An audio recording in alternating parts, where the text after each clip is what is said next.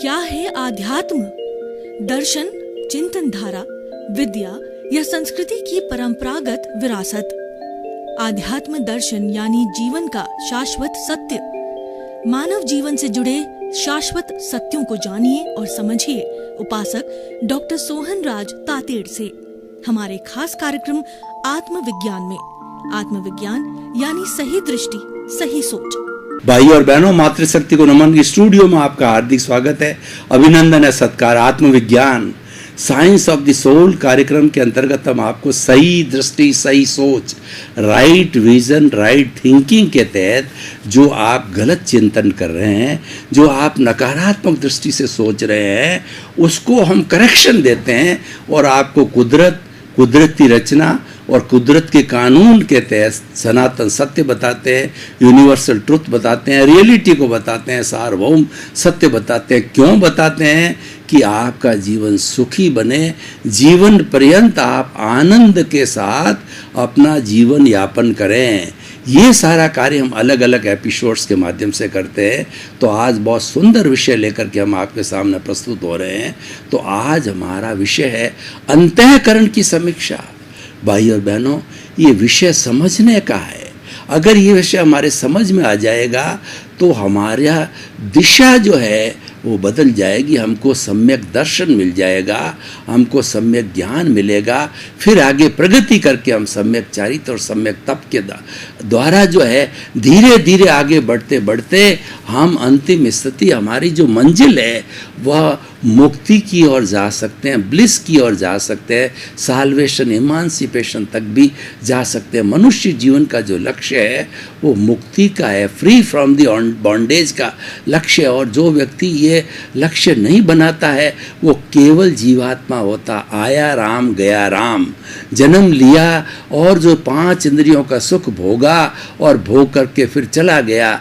और फिर जैसे भाव कर्म के अनुसार भाव बीज डाले हैं वैसे कर्म फल मिलेगा और उसके अनुरूप फिर अगले जन्म के अंदर द्रव्य क्रम के अनुरूप वो जीवन होगा और फिर सुख दुख की अनुभूति होगी और ये साइकिल चलती रहेगी। हम इस साइकिल को तोड़ना चाहते हैं।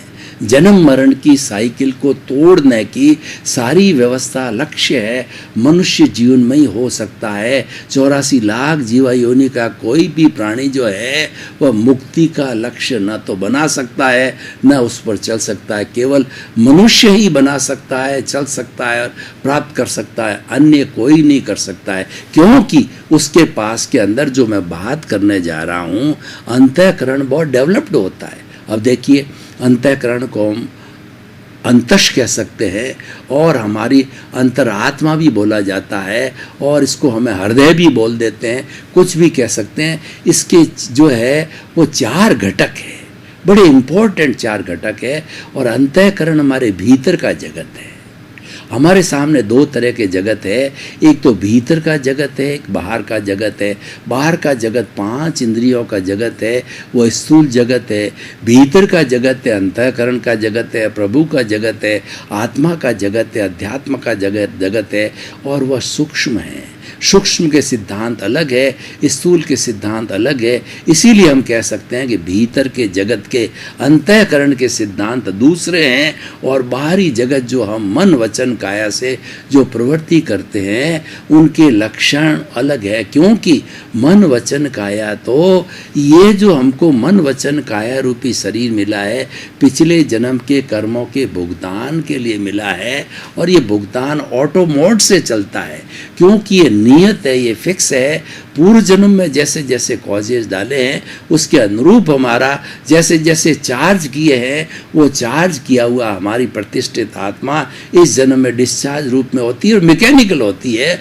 वो डिस्चार्ज रूप के अंदर कर्म उदय और प्रारब्ध के अधीन जो है वो मन वचन काया की तीनों बैटरियाँ खुलती रहती है और हमको सुख दुख की अनुभूति होती रहती है।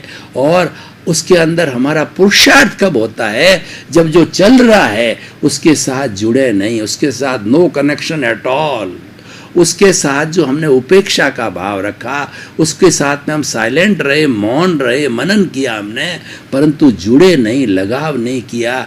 जब हमने उसको एक्सेप्ट नहीं किया तो जो ये राग द्वेष का पुलिंदा जो है हमारा, वह हमको टच नहीं करेगा, और टच नहीं करेगा, जब राग द्वेष टच नहीं करेगा तो हमारे कॉजेज पढ़ ही नहीं सकते, कॉजेज पढ़ ही नहीं सकते तो नया जन्म होगा मात्र डिस्चार्ज पे चलेगा, क्योंकि जन्म जन्मांतर का डिस्चार्ज बर्फ की शिला की तरह हमारे पास में इकट्ठा किया हुआ है। जब पूर्ण रूप से बर्फ की शिला पिघल जाएगी तो वो हमारा डिस्चार्ज जो है वह कर्म है या डिस्चार्ज अहंकार है, वो जीरो होकर के हम सिद्ध बुद्ध मुक्त हो सकते हैं। तो भाई और बहनों, हम चलते हैं। अंतःकरण का पहला घटक है मन। देखिए, मन का अर्थ होता है कि मनन के पहले और मनन के बाद मन नहीं होता है, मन पैदा किया जाता है। केवल मनन के समाई मन होता है।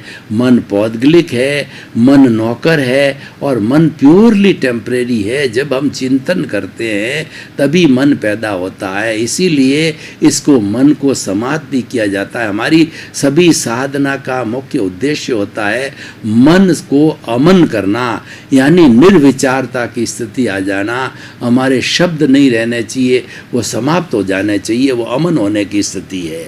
देखिए, मन क्या करता है कि बाहरी जगत में हमारी 5 इंद्रियां हैं, स्पर्शन रसन घ्राण चक्षु श्रोत्राणी इंद्रियाणी। ये 5 इंद्रियां बाहर के जगत से 23 विषय ला करके और वो मन को देते हैं। मन एक मैनेजर है।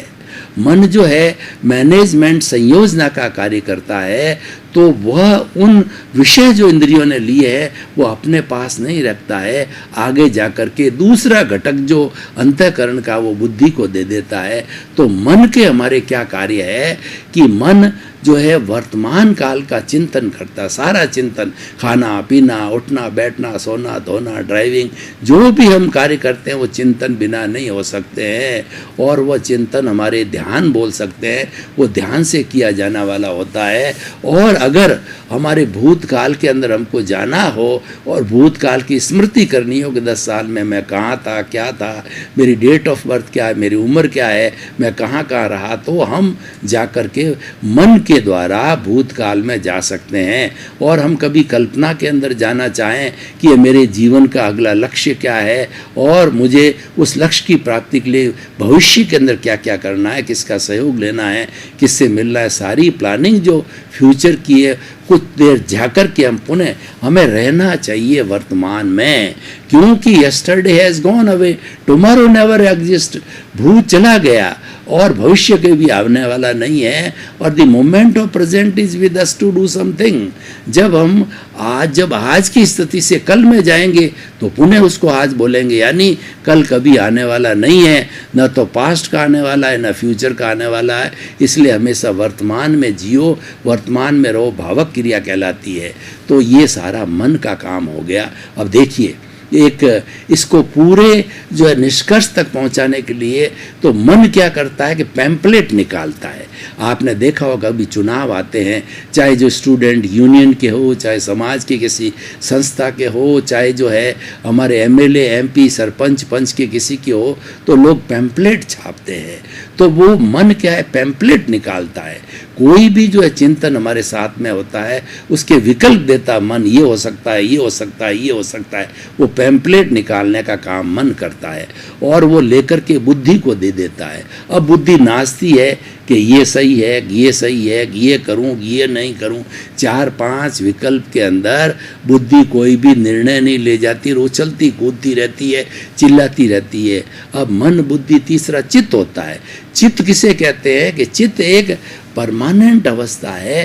चेतना की शक्ति को चित्त कहते हैं। हमारी चेतना जो है, हमारी आत्मा है, अनंत चित्तों वाला है। हमारे स्थूल शरीर का जो मालिक है, चेतना है, वो चित्त कहलाती है। उसको शक्ति भीतर के जो है हमारा पावर हाउस जो है, हमारी चेतना है, आत्मा है, उससे मिलता है। और आत्मा तो अनंत चित्तों वाला, यानी एक एक कोशिका को एनर्जी आत्मा देती है, इसीलिए वो कोशिका जिंदी रहती है।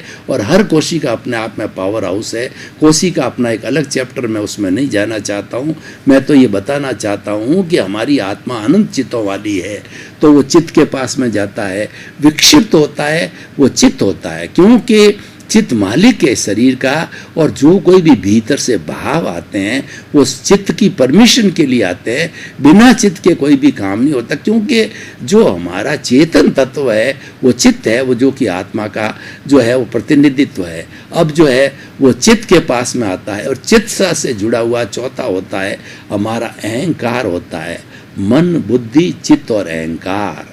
तो चित्त जो है विक्षिप्त हो सकता है, स्थिर भी हो जाता है। स्थिर चित्त वाला व्यक्ति ध्यान की अवस्था में चला जाता है, और जो कुछ भी शोधन होता है हमारा चित्त के ऊपर होता है। चित्त को स्थिर करना चाहिए। चित्त विक्षिप्त नहीं है तो बुद्धि और मन विक्षिप्त नहीं हो सकते, और चित्त विक्षिप्त होता है तो मन बुद्धि जो है वो दोनों ही अहंकार दोनों भी है विक्षिप्त हो जाते हैं। अब क्या है देखिए कि मन ने जो पैम्पलेट निकाला और बुद्धि कोई निर्णय नहीं कर पाई, और चित्त के पास से जो है, और अहंकार चित्त से जुड़ गया। अब क्या कि निर्णय लेने वाला जो शक्ति है वो अहंकार है, क्योंकि ये शरीर अहंकार से मिला। अहंकार का मतलब राग द्वेष, राग द्वेष का मतलब कषाय और मोह कहिए, और जो है हमारे 8 तरह के कर्म कहिए, वो प्रारब्ध कहिए, उदय कहिए, वो सारा अहंकार है। तो वो अहंकार क्या है कि 4-5 पैम्पलेट में से एक पैम्पलेट पर सिग्नेचर कर देता है। तो अहंकार के सिग्नेचर से वह चीज़ मान्य हो जाती है। तो यहाँ पर अहंकार एक जज का काम करता है, और उसकी बात को तो ना तो बुद्धि नकार सकती है, न चित्त नकार सकता, और मन तो बेचारा नौकर है, वो तो नकार नहीं सकता। यानी जो हमारे अहंकार ने सिग्नेचर कर दिए वो मान्य हो जाती है। अगर हमारा अहंकार पॉजिटिव है तो वो पॉजिटिव सिग्नेचर करेगा, और नेगेटिव है तो नेगेटिव सिग्नेचर करेगा। और पॉजिटिव अहंकार के संबंध के अंदर कहा जाता है कि जब पॉजिटिव अहंकार अच्छा है, वो पॉजिटिव अहंकार व्यक्ति को आगे बढ़ने की प्रेरणा देता है, व्यक्ति में साहस भरता है, व्यक्ति में धैर्य बनता है, व्यक्ति में ऊर्जा भरता है। लेकिन नेगेटिव जो अहंकार होता है वह अभिमानी होता है, और वह जो है अपने आप को सुपीरियर समझता है, दूसरे को सबको छोटा समझता है, और वह जो है राग द्वेष की स्थिति के अंदर चला जाता है। तो ये सारा जब जो अहंकार के सिग्नेचर के बाद में वह चीज़ मान्य हो जाती है और हम उसके अनुसार करने लग जाते हैं। तो भाई और बहनों, मन बुद्धि चित्त अहंकार को जो है हम अंतःकरण कहते हैं, और ये हमारी प्रतिष्ठित आत्मा भी है। प्रतिष्ठित आत्मा तो चेतना के गुण को और चेतना को आत्मा कहते हैं, लेकिन जो हमारी जो ये प्रतिष्ठित आत्मा जिसको हम अज्ञा भी कहते हैं, तो ये जिस तरीके की प्रतिष्ठा करती है, भाव डालती है। देखिए हमारी मूल आत्मा है वही मालिक है, वही भगवान है, और वही जो है वो परमात्मा है, और वो हमको बनना है। हमारा स्वरूप वही है, उसके अंदर कुछ करने की जरूरत नहीं है। वो तो ऑलरेडी शुद्ध अवस्था में भी है, और उसको कोई कुछ प्रभावित नहीं करता, क्योंकि वो अशरीरी है। और ये जो राग द्वेष है, राग द्वेष को बढ़ाता भी है, घटाता भी है, जोड़ता भी है, माइनस करता है। सारा काम करने वाला राग द्वेष यानी अंतःकरण करने वाला है।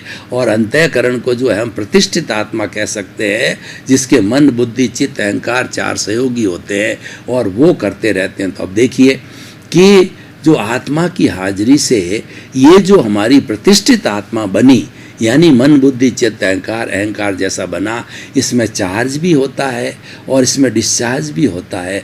चार्ज अच्छा भी होता है, बुरा भी होता है। तो अच्छा जो चार्ज होता है वह जो है हमारी प्रज्ञा कहलाती है, और जो गलत चार्ज हमको घुमाने वाला है वो अज्ञा कहलाती है।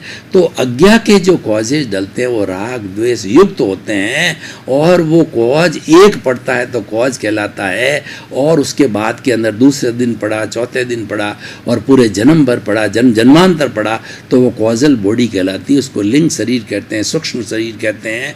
और ये आत्मा साथ लिए घूमती है कॉजल बॉडी को, जो कि एक्चुअली वो राग द्वेष है, वो 8 कर्म है। द्रव्य रूप के अंदर वो ज्ञानावर्णीय, दर्शनावर्णीय, वेदनीय, मोहनीय, आयुष्य, नाम, गोत्र, अंतराय, ये 8 कर्म है। और जो है ये 4 घाती है, 4 अघाती है। और अघाती जो है वह पुण्य पाप दोनों हैं, और घाती प्योरली जो है वह वो पाप के ही कर्म होते हैं। तो ये सारी चीज़ें जुड़ी हुई है, ये सब पर्यायवाची है, इसको राग द्वेष बोला जाता है। तो ऐसी स्थिति के अंदर ये जो हमारा पॉजिटिव जो है प्रतिष्ठित आत्मा, वो प्रज्ञा है। वो प्रज्ञा हमारी मूल आत्मा की भाव सत्ता है, और वो प्रज्ञा है मोक्ष की अभिलाषी है। हमारे भीतर दो तरह के काम चलते हैं। एक तो क्या है कि हम जैसे जैसे कौज भाव डालते हैं, जन्म जन्मांतर में घूमते रहते हैं, उसको हम चार्ज कहते हैं। और हमारा पूर्व जन्म का जो चार्ज किया हुआ इस जन्म में डिस्चार्ज चलता रहता है।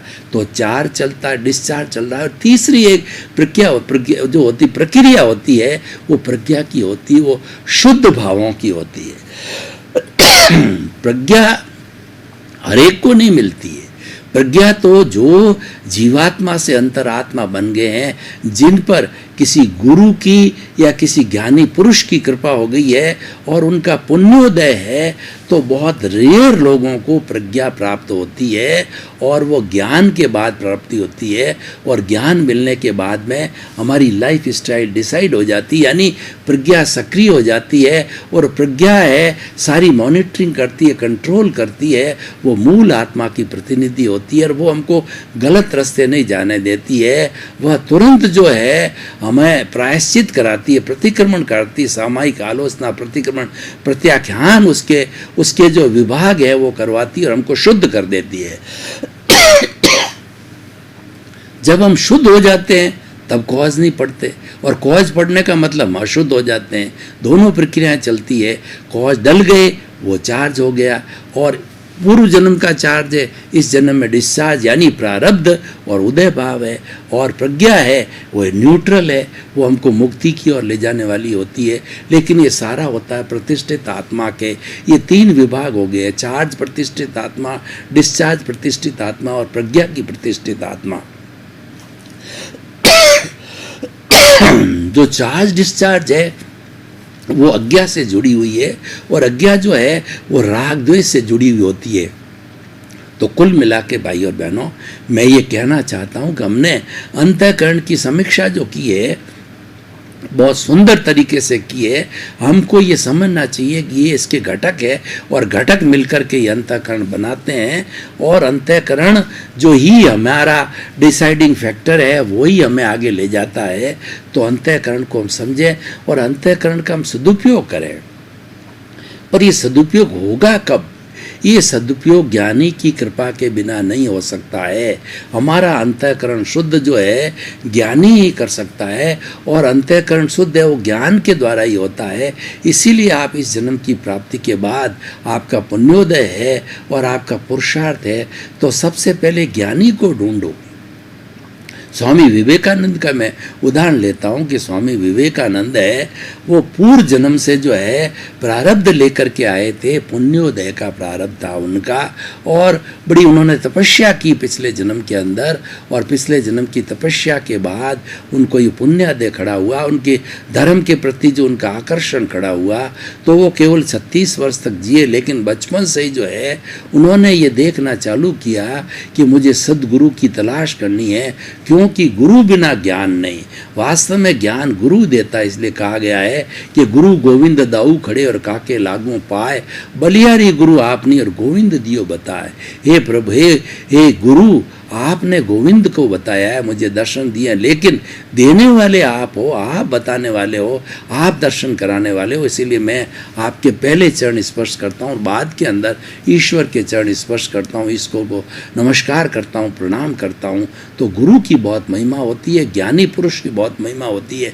ज्ञानी पुरुष कृपा कराते हैं, और कृपा करा करके और हमारे के अंदर ज्ञान का संप्रेषण करते हैं। ज्ञान के संप्रेषण से क्या होता है कि हमारा जो ये मोह है, जो राग द्वेष है, ये 4 प्रकार का एक अनंतानुबंधी जो है, वो अनंतानुबंधी जो मोह होता है बड़ा खतरनाक होता है, और वो जो है वो पत्थर पर जो है लकीर खींचने के बराबर है, इतना कठोर कठिन काम है। और दूसरा जो मोह होता है वो अप्रत्याख्यानी होता है, वो लकड़ी के ऊपर जो है वो लकीर खींचने का वो इजी है।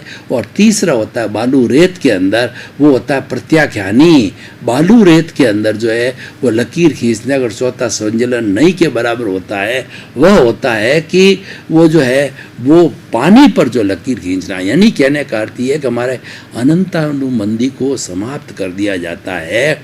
तो समाप्त करके और हमारा ज्ञानी पुरुष कृपा करके और उस जहर की थैली को निकाल फेंकता है और हमारे नए कर्मों का बंधन नहीं होता है। यानी ऐसे जैसे मामूली से होते हैं जो कि डिस्चार्ज रूप के अंदर रहते हैं बर्फ़ की शिला की तरह, और वो पिघल करके और धीरे धीरे हमको मुक्ति की ओर ले जाते हैं कुछ ही भवों में। इसीलिए सच्चे ज्ञानी के द्वारा दिए गए ज्ञान के बाद ऐसा बताते हैं कि 15 भव के अंदर वो मुक्ति को जा सकता है, ऐसी मान्यता है। तो भाइयों और बहनों, हम कहना चाहते हैं, आज मैं इस एपिसोड को ओपन टू दी ऑडियंस करता हूं और आप सब लोगों से मैं सुझाव, राय, प्रश्न, जिज्ञासा लेकर के और इसकी सार्थकता जानना चाहता हूं, इसकी रिलीवेंस, इसकी सोशल यूटिलिटी और इससे समाज और मनुष्य को क्या मिलेगा। तो मैं बताना चाहता हूं कि जिस किसी ने भी अंतःकरण को अच्छी तरह से समझा है, अंतःकरण की व्यवस्था को व्याख्या को समझा है और इसके 4 घटक मन, बुद्धि, चित्त, अहंकार किसका किसका क्या कार्य है ये समझ लिया होता है, तो वो निश्चित रूप से सम्यक दर्शन को प्राप्त करता है। और आत्मविज्ञान का कार्यक्रम का उद्देश्य है सम्यक दर्शन की प्राप्ति कराना, ज्ञान देना। तो ये ज्ञानी पुरुष जो कार्य करता है वो हम अपने इस आत्मविज्ञान कार्यक्रम से आपको अलग अलग एपिसोड से, अलग अलग विचारधारा से, अलग अलग चिंतन से, अलग अलग विषयों से आपको ज्ञान प्रेषित करते हैं और ज्ञान प्रेषित करने के बाद में आपकी प्रज्ञा जागृत करते हैं। हमारे आत्मविज्ञान कार्यक्रम का उद्देश्य है प्रज्ञा जागृत करना, और प्रज्ञा जागृत करके आपको जो है 2 रास्ते हम दे देते हैं, जिस रास्ते से भी ये जाना चाहो। एक तो जो है हमारा जो है वो शुभ भावों का रास्ता होता है, शुभ भाव तो ज्ञान लेते ही छूट जाता है। शुभ भावों का रास्ता है दूसरा, शुद्ध भावों का रास्ता है। शुभ भावों के लिए जितने भी धार्मिक क्रिया हैं, मंदिर जाना, समाई करना, और उसके बाद के अंदर जो है वो चैरिटी करना, नियमों का पालन करना, अणुव्रतों का पालन करना, महाव्रतों का पालन करना, मन वचन काया से सारी जुड़ी हुई जो अवस्था है वह कुदरती रचना है और वह जड़ है, और जो है वह वो सारा, और वह जो है वो भुगतान योग्य है, भुगतान के लिए होती है। इसीलिए मन, बुद्धि और चित्त, अहंकार जो है ये जड़ तत्व है। तो ये जड़ तत्व भी नाशवान है, लेकिन नाशवान का अपना उपयोग है। तो हम ये कहना चाहते हैं कि शुभ भावों के द्वारा पुण्य की प्राप्ति होती है, वो भी हमें भुगतना पड़ता है मनुष्य गति में, यह जो है हमको देव गति में। तो आप अगर पुण्य का जो है एंजॉय करना चाहते हो, पुण्य को संचय करके भोगना चाहते हो, वो आपकी इच्छा है, तो आप ये सारा रास्ता जो रिलेटिव पुरुषार्थ का रास्ता हो जाता है। लेकिन आप कहते हो नहीं, मुझे तो शीघ्र सिमंदर स्वामी के चरणों के अंदर जाना है, और वहाँ जनो आप भावना बातें रहते हो। ये भावों का ही खेल है, भावों के द्वारा ही हमारे अच्छे या बुरे कॉज पड़ते हैं। तो हम सिमंदर स्वामी के पास जाने की भावना बातें हैं, तो वह हमारा शुद्ध जो है वो भाव है। शुद्ध भाव ये है कि आत्मरंजन करना, आत्मा के गुणों का व्याख्यान करना, आत्मा के गुणों की पहचान करना, सेल्फ रियलाइजेशन करना, इंट्रोस्पेक्शन करना, आत्मनिरीक्षण करना, आत्म परीक्षण करना, और जो आत्मा का गुण है ज्ञाता दृष्टा उसकी पहचान करना। और ये अनंत ज्ञान वाला है, अनंत दर्शन वाला है, अनंत शक्ति वाला, अनंत सुख का धाम है। ये सब प्रक्रिया के अंदर पढ़ने से ये शुद्ध भाव होते हैं। तो भाइयों और बहनों, ये सारा अंतःकरण से जुड़ा हुआ है, शुभ भाव और शुद्ध भाव। क्योंकि जो कुछ भी किया जाता है, क्योंकि आत्मा तो अक्रिया होती है, वह कुछ करती ही नहीं है, वह तो अशरीरी है, उसकी तो मात्र प्रेजेंस होती। प्रेजेंस बिना अंतःकरण मर जाता है, अंतःकरण की कोई वैल्यू नहीं है, क्योंकि अंतःकरण भी पौद्गलिक है। भाई और बहनों, आपका बहुत बहुत धन्यवाद। आप हमारा आत्मविज्ञान कार्यक्रम बराबर देखते रहिए। आत्मविज्ञान कार्यक्रम में सफलता के सूत्र है, आत्मविज्ञान कार्यक्रम के अंदर हमारे ट्रांसफॉर्मेशन के सूत्र है, जीवन निर्माण के सूत्र है। तो आप हमारे साथ जुड़े रहिए और इसी क्रम में आपका जीवन आनंदमय हो, मंगलमय हो, सुखमय हो, आप शतायु होकर के परोपकार करके अपने जीवन को धन्य बनाओ। क्या है आध्यात्म? दर्शन, चिंतन धारा, विद्या या संस्कृति की परंपरागत विरासत। आध्यात्म दर्शन यानी जीवन का शाश्वत सत्य। मानव जीवन से जुड़े शाश्वत सत्यों को जानिए और समझिए उपासक डॉक्टर सोहन राज तातेड़ से हमारे खास कार्यक्रम आत्मविज्ञान में। आत्मविज्ञान यानी सही दृष्टि, सही सोच।